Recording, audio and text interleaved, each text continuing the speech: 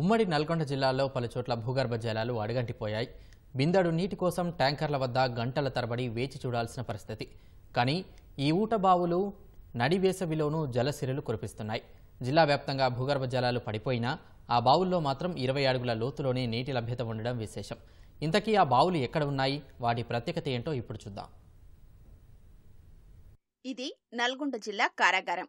నల్గొండ నడిబొట్టున ఉన్న ఈ జైలు నిజాం హయాంలో 1916లో నిర్మించారు. అప్పటి నీటి అవసరాల నిమిత్తం కారాగారంలో 2 ఊట బావుల్ని తవ్వించారు. అప్పట్నుంచి ఇప్పటి వరకు ఈ 2 బావులు జైల్లోని ఖైదీలకు, సిబ్బందికి తాగునీరు సహా ఇతర నీటి అవసరాలు తీరుస్తున్నాయి. ఈ బావుల్లోని నీటిని ఉపయోగించే జైల్లో మినరల్ వాటర్ ప్లాంట్లు సైతం ఏర్పాటు చేశారు. జైలు విస్తీర్ణం 10.06 ఎకరాల్లో ఉండగా అందులో 2.20 ఎకరాల్లో కారాగార ప్రాంగణం, సుమారు 6 ఎకరాల్లో టేకు తోటలు ఉన్నాయి. మిగిలిన ప్రదేశంలో రోజు ఖైదీలకు అవసరమయ్యే అన్ని రకాల కూరగాయలు, పండ్ల తోటలు ఆర్గానిక్ పద్ధతిలో సాగు చేస్తున్నారు. ఇందుకు ఈ 2 బావుల్లోని నీటినే వినియోగిస్తున్నారు. ఖైదీలు పండించిన కూరగాయల్ని జైళ్ల శాఖ ఆధ్వర్యంలో మార్కెట్లోనూ విక్రయిస్తున్నారు.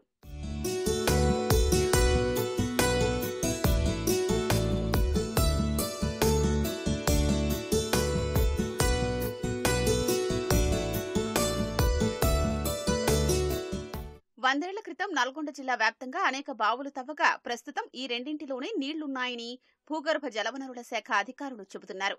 నిజాం కాలంలో తవ్వించిన ఈ 2 బావులు ఇప్పటి వరకు ఒక్కసారి కూడా ఎండిపోలేదని స్థానికులు చెబుతున్నారు.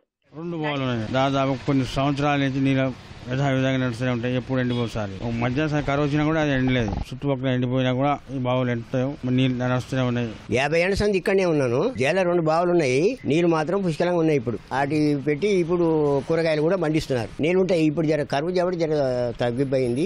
కరువు ఇంతకన్నా కరువు ఎప్పుడు రాలేదు కదా. ఇప్పుడు ఈ సంవత్సరం కరువు బాగా వచ్చింది. పూడిక తీసిండ్రు, జర సాఫ్ చేసిండ్రు, మళ్ళీ నీళ్ళు వచ్చినాయి. ఇక ఇప్పుడు మాత్రం జర పాలకూరకు, టమాటా అది ఇది పండిస్తున్నారు. నడివేసవిలో జల కష్టాలతో జనం అల్లాడుతుంటే ఈ బావులు జైల్లోని ఖైదీలు సహా సిబ్బందికి నీటి కష్టాలు లేకుండా చేశాయి.